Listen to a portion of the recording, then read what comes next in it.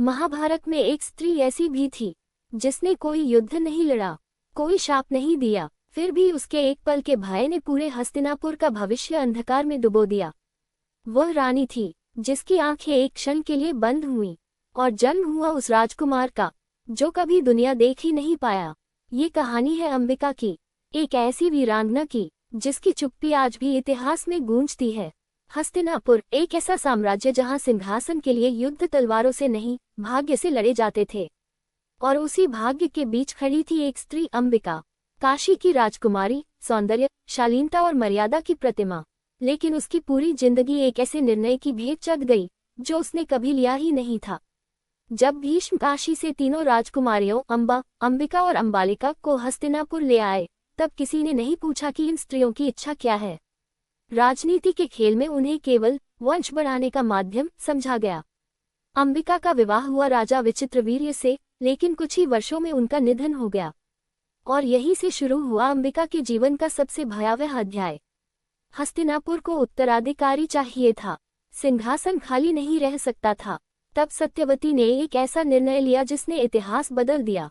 उन्होंने महर्षि व्यास को बुलाया ताकि नियोग की परंपरा से वंश आगे बढ़ सके।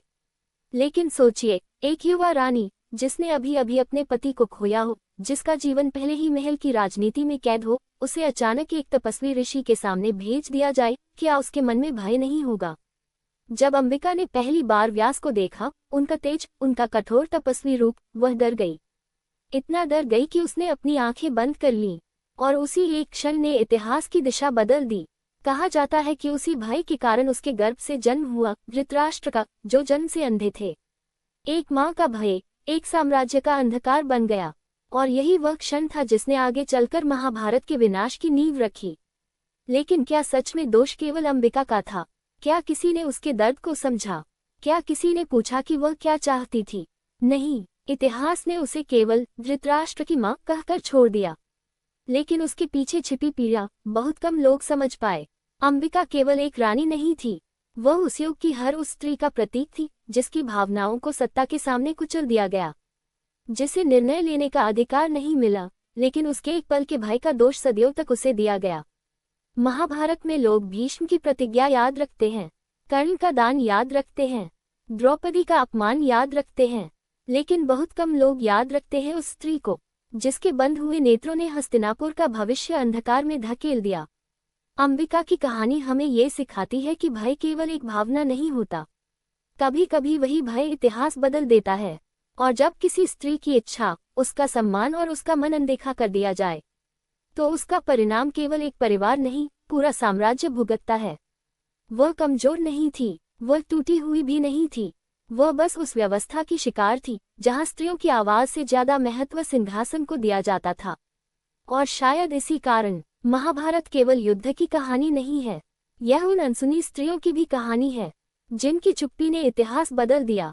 अंबिका, एक रानी, एक माँ और एक ऐसा मौन जिसने पूरे कुरुवंश का भविष्य अंधकार में लिख दिया।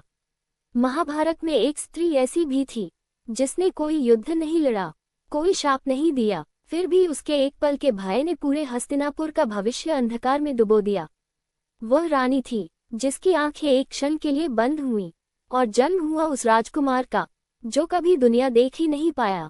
ये कहानी है अंबिका की, एक ऐसी वीरांगना की जिसकी चुप्पी आज भी इतिहास में गूंजती है।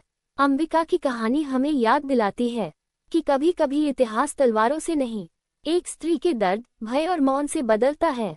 जिस रानी को कभी अपनी इच्छा चुनने का अधिकार नहीं मिला, उसी के एक क्षण ने महाभारत की नींव रख दी। अगर आप भी ऐसी अनसुनी वीरांगनाओं की कहानियां जानना चाहते हैं तो इस श्रृंखला का हिस्सा बनिए, क्योंकि इतिहास केवल राजाओं का नहीं होता, उन स्त्रियों का भी होता है जिनकी चुप्पी ने युग बदल दिए।